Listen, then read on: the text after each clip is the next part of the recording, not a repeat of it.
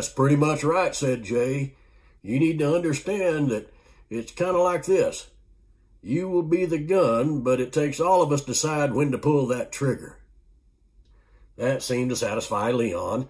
It took away from some of the responsibility that comes with the power. On the upside, it confirmed him to be a bona fide member of this group. The rules were set. The time had come to test the group process of Jay to Leon to Box. That being too long of a name, the boys simply called it the Leon deal.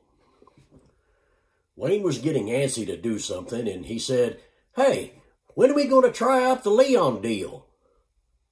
Jay said, "Calm down, Wayne." Then to Leon, he said, "All right, Leon, here's what we're going to do. You and I will enter the chicken house. You will look directly at the box, and using your outside voice, you will say, 'Rise up, Box.'" Up to now, Leon was unaware that he possessed more than one voice, and he was about to say so to Jay. He became so unnerved at this point, the possibility that a voice other than his own, possibly that of some haint that his folks had spoken of, made him temporarily unable to speak at all.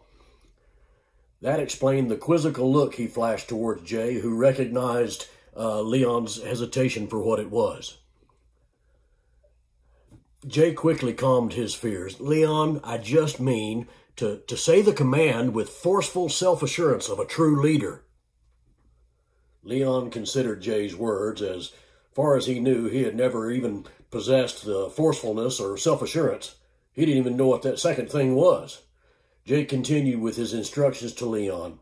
"And if that works, then you will say, 'Follow me, Box.' You understand, Leon?"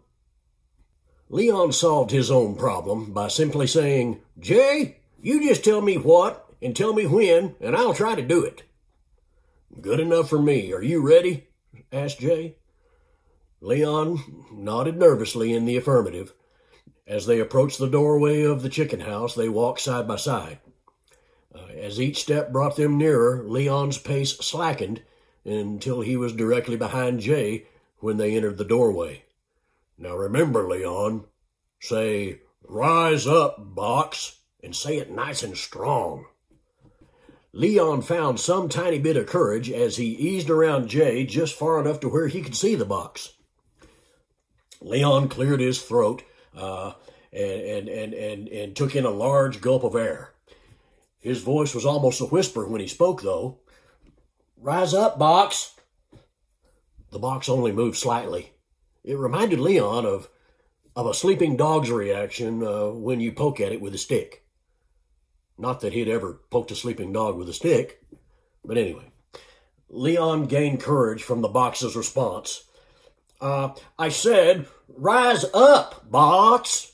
He startled himself when his own voice was way too loud, this time, even to his own estimation. The box reacted much more noticeably. First came a low rumble.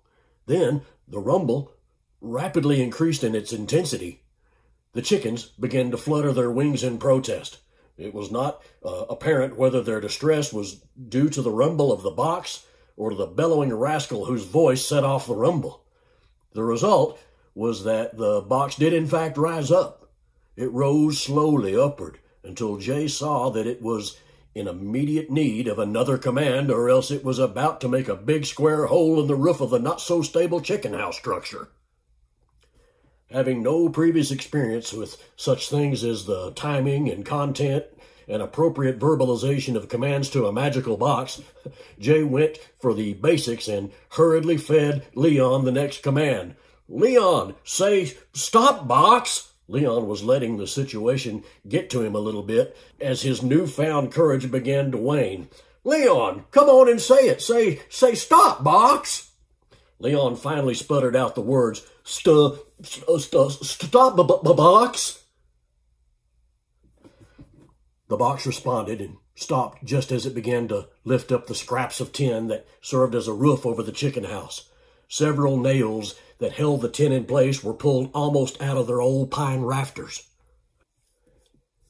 Wes and Wayne temporarily abandoned their guard duty and ventured just close enough to peek in the chicken house door. They wanted to see what the commotion was all about, but not so badly as to get too close. They were transfixed on the airborne object at the top of the chicken house. Now, since the box seemed to be waiting for a new command, it gave Jay a moment to decide what that command would be.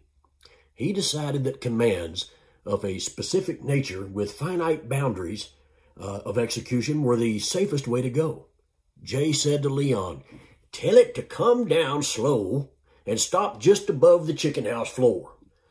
Leon passed on the instruction, and the box immediately complied by slowly dropping the 4 or 5 feet to its appointed position. As it came to rest again, a sound came from the old roof, a screeching sound that could only be coming from one thing. Metal nails were contacting and passing through the wood. The boys looked up to see the detached tin roofing come to rest in its original position as the nails refastened themselves to the rafters. Momentarily shaking off this event, which was just one more in an increasingly long list of amazing and almost unbelievable quirky events, Jay spoke again to Leon. "Leon, we need to get this thing out of the chicken house and move it to some place where we can study on it in secret. Do you understand?" Leon nodded. "Sure, I understand, but where's a place like that?" Having already had this problem weighing on his mind, Wayne spoke from his position outside the door looking in. "How about down by Messamore's Pond? We go down there a lot and nobody but the Johnson kids ever come around." The Johnson kids were from a black family who were only slightly poorer than we were. Like us, they entertained themselves as best they could with whatever was available. The notion of the two groups playing together was generally frowned upon, if not totally unthinkable.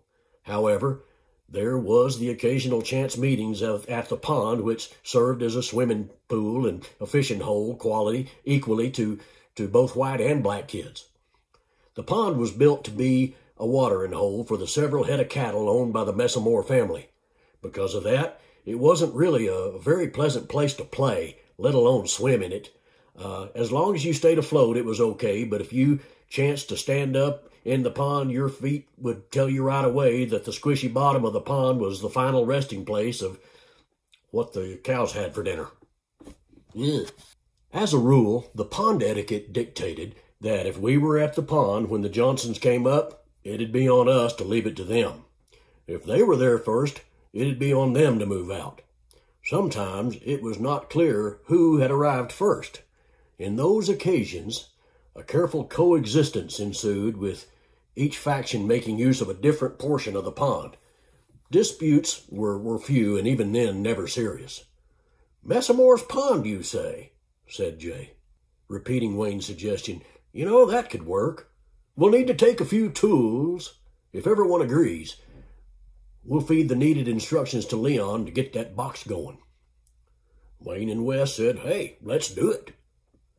Leon hesitated only because he forgot that he even had voting powers. Finally, he said, "Yeah, let's go." With the voting done and the unanimous decision being made to move the venue to Messamore's Pond, Jay was determined to pick the next commands carefully. Next destination, Messamore's Pond.